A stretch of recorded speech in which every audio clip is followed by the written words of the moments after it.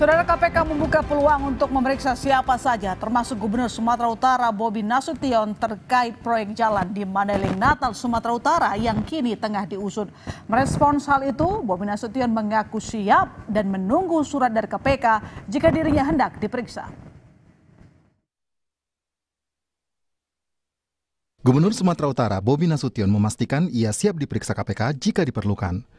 Hal ini diungkap oleh Bobi merespons penangkapan anak buahnya Kadis PUPR Provinsi Sumatera Utara Topan Ginting atas kasus dugaan korupsi proyek jalan di Mandailing Natal, Sumatera Utara.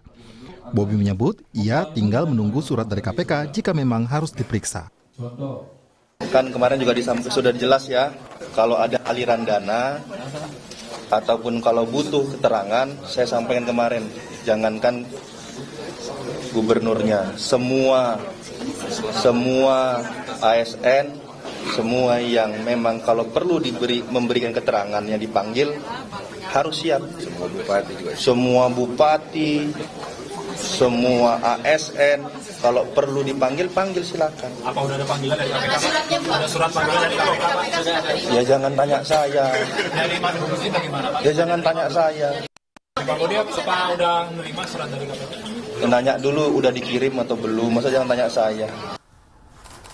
KPK membuka kemungkinan memeriksa sejumlah pejabat di Pemprov Sumatera Utara usai operasi tangkap tangan di Mandailing Natal. Juru bicara KPK Budi Prasetyo menjelaskan KPK masih mendalami kasus ini dengan akan memeriksa sejumlah saksi termasuk Bobi Nasution. KPK saat ini masih melakukan analisis dan pendalaman dari pemeriksaan para pihak, baik para tersangka, ya kemarin kita sudah menetapkan 5 orang sebagai tersangka, dan juga pihak-pihak lainnya yang juga diperiksa pasca kegiatan tangkap tangan. KPK akan mendalami dan menelusuri proyek-proyek pengadaan lainnya, termasuk jika diduga ada pihak-pihak lain yang ikut terlibat, ikut berperan dalam pengkondisian proyek pengadaan tersebut. KPK tentu akan memanggil siapa saja sesuai dengan kebutuhan penyidikan. Nanti tentu juga akan didalami keterangan-keterangan yang dibutuhkan dalam penyidikan tersebut. KPK terbuka kemungkinan untuk memanggil pihak-pihak siapa saja. Dosen Ilmu Politik Universitas Sumatera Utara Indra Fausan menyebut kasus yang menjerat Topan Ginting dan 4 tersangka lainnya jadi momentum Pemprov Sumatera Utara untuk membuktikan jika jalannya pemerintahan bisa bebas dari korupsi. Makanya mungkin ada dukungan-dukungan dari elemen-elemen masyarakat untuk penyelesaian kasus ini. Jadi kita melihat ya sebagai sebuah dukungan ya terhadap penyelesaian kasus ini. Itu diselesaikan, saya rasa baik ya, bagus sekali bagi pemerintahan Kota Sumut ya, pemerintahan Provinsi Sumatera Utara. Karena apa? Untuk membersihkan nama mereka juga biar tidak terkait-kait ya. Jadi sehingga kalau ditarik-tarik kan capek juga secara psikologis di pemerintahan provinsi ya, seolah-olah pemerintahan ini korupsi dan lain sebagainya. Alangkah lebih baiknya kalau memang ini menjadi sebuah momentum untuk pemerintah provinsi untuk menyatakan bahwa mereka tidak terkait dengan kasus-kasus tertentu. Sebelumnya KPK menetapkan 5 tersangka atas kasus dugaan korupsi proyek jalan di Mandailing Natal, Sumatera Utara. KPK menyebut kerugian negara atas kasus ini mencapai 231,8 miliar rupiah. Tim Liputan, Kompas TV. KPK menyebut akan memeriksa siapa saja yang terkait pada kasus dugaan korupsi proyek jalan di Mandailing Natal, Sumatera Utara, termasuk Gubernur Sumatera Utara Bobi Nasution. Lantas, apa yang harus dilakukan KPK untuk mengusut tuntas aliran dana proyek jalan di mana Kadis PUPR Topan Ginting yang merupakan orang dekat Bobi Nasution. Selengkapnya kita ulas bersama mantan penyidik KPK Yudi Purnomo dan pengamat politik Universitas Negeri Medan Walid Dirga Surya. Selamat malam Pak Yudi, selamat malam Pak Walid. Malam Mbak, malam Mas Walid. Malam Mbak. Saya ke Pak Yudi dulu kalau begitu. Pak Yudi, sebagai mantan penyidik, seperti apa Anda melihat potensi KPK memeriksa jajaran Pemprov termasuk Bobi Nasution? Ya, saya pikir dengan banyaknya KPK melakukan penggeledahan pada beberapa hari ini pasca OTT, kemudian ternyata ketika OTT kepala daerah pun juga tidak diangkut oleh KPK karena biasanya kepala dinas PUPR itu merupakan kaki tangan ya, dari seorang gubernur, kemudian juga merupakan orang yang diperintah ya tanpa ada kehendak sendiri ya untuk bisa mengumpulkan uang dari proyek-proyek infrastruktur. Karena kita tahu anggaran paling besar kan ada di infrastruktur. Kalau misalnya di daerah, maka saya melihat ya KPK belum menemukan bukti pada saat OTT yang pertama kemarin. Seperti itu, Mbak. Jadi saya pikir kemungkinan pemeriksaan terhadap Gubernur Sumatera Utara yaitu Mas Bobi itu sebenarnya sangat terbuka lebar karena baik itu secara formil maupun secara material seperti itu, Mbak. Jadi saya berharap KPK tetap independen ya kan.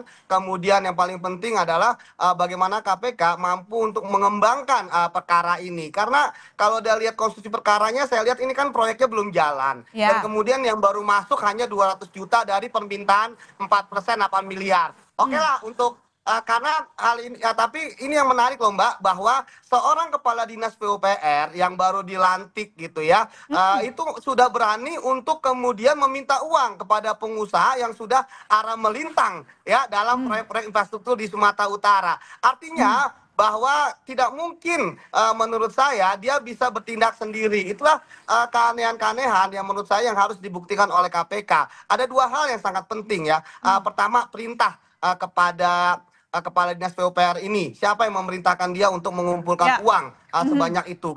Kemudian kedua, yang paling penting adalah bagaimana aliran-aliran uang melalui follow the money itu mampu untuk bisa diterapkan. Jangan sampai KPK menerapkan sistem makan dari bubur, makan bubur gitu ya, dari samping, tapi kemudian ke tengahnya enggak, kan begitu. Oke.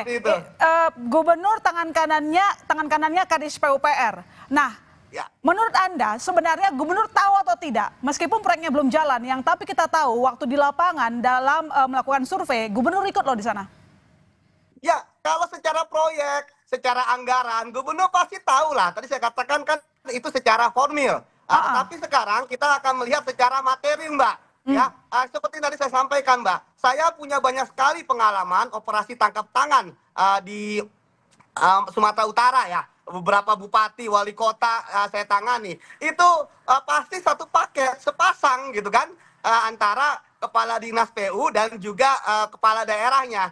Kalau dalam kasus ini kan unik dan menarik. Tapi saya pikir ada yang saya katakan bahwa saya masih tetap mendukung KPK ya. Saya pikir mereka harus mengembangkan perkara ini, jangan sampai hanya sampai di kepala dinas PU. Seperti itu, Mbak. Ya, pemeriksaan Gubernur Sumatera Utara terbuka lebar. Pak Walid, anak buahnya terjerat korupsi, Bobi Nasution juga terimbas. Bagaimana Anda melihat dampak politik hingga kepercayaan masyarakat terhadap Bobi Nasution selanjutnya?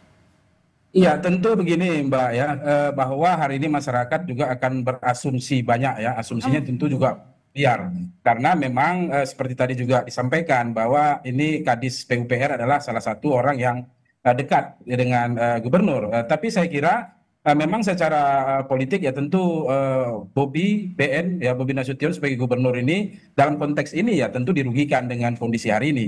Tapi kembali seperti yang disampaikan oleh Mas Yudi tadi bahwa sebagai bagian dari komitmen juga dari statement yang disampaikan oleh gubernur bahwa dia akan ikut aktif dalam memberikan keterangan jika dibutuhkan. Saya kira itu penting. Kalau memang kemudian Bobi ingin mendapatkan kepercayaan masyarakat Sumatera Utara kembali bahwa memang tidak ada kaitan dengan konteks korupsi yang dilakukan oleh Kadis PUPR, tentu nanti keterangan yang diminta oleh KPK itu saya kira Pak Gubernur itu harus ikut gitu ya. Artinya aktif lah untuk memberikan keterangan. Ini saya kira dengan apa yang disampaikan oleh Pak Bobi kemarin misalnya di beberapa siaran pers ya, dengan mengatakan bahwa akan siap jika dipanggil, kemudian juga menyampaikan bangunan tetap berjalan, saya kira itu secara normatif itu adalah bagian dari upaya beliau juga untuk membangun atau memastikan bahwa dampak politiknya tidak terlalu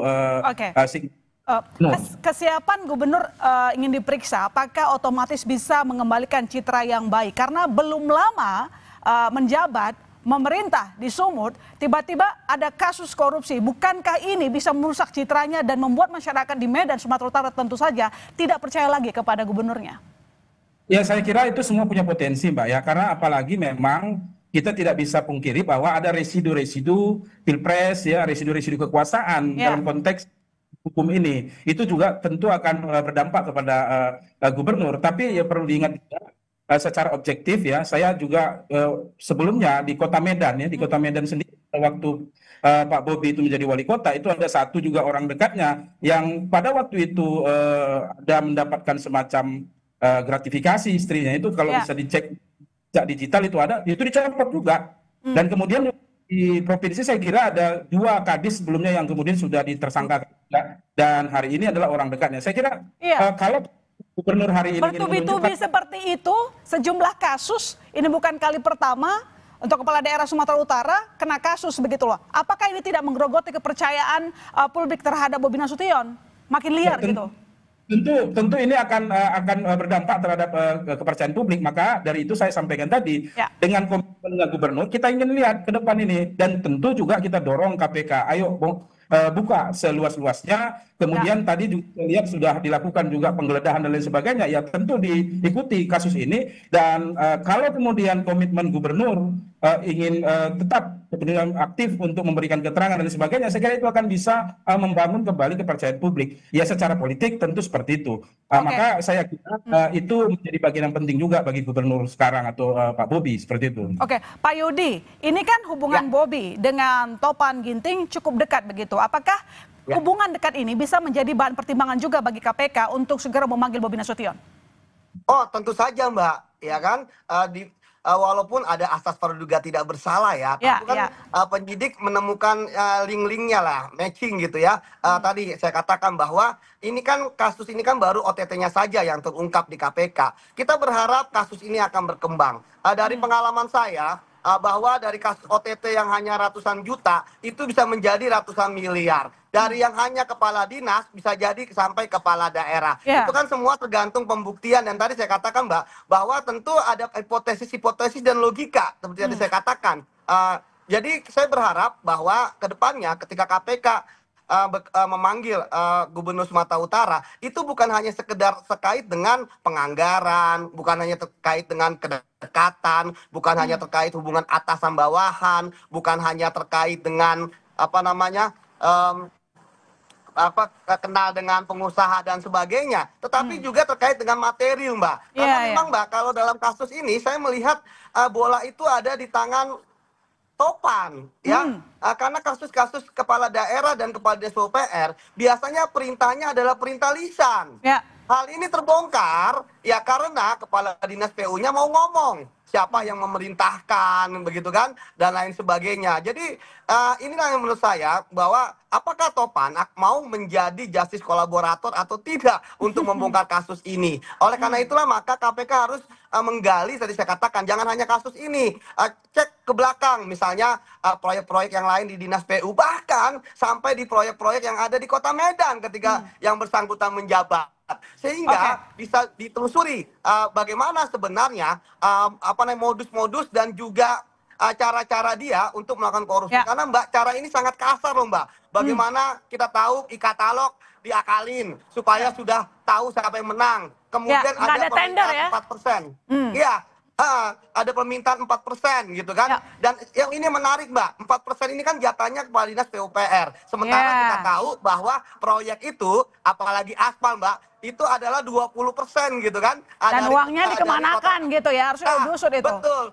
Jadi masih ada 36 miliar lagi ya kan ketika proyek ini realisasi, begitu, Mbak. Iya, baik. Pak Walid, sebagai warga Sumut, seperti apa Anda melihat sosok Topan Ginting? Dia dapat promosi jabatan cukup sering ya di era Bobi Nasution. Baik, saya kira memang sebagai bagian dari ASN ya, dari Kota Medan sampai dengan provinsi, ya mungkin dengan promosi-promosi yang didapatkan oleh Topan Ginting, saya kira ya tentu itu bagian dari upaya beliau ya. Dan saya kira juga ya, tidak hanya Topan Ginting, tapi banyak juga di daerah lain itu bahwa ada ASN yang melejit. Jadi kalau bahasa melenting gitu ya.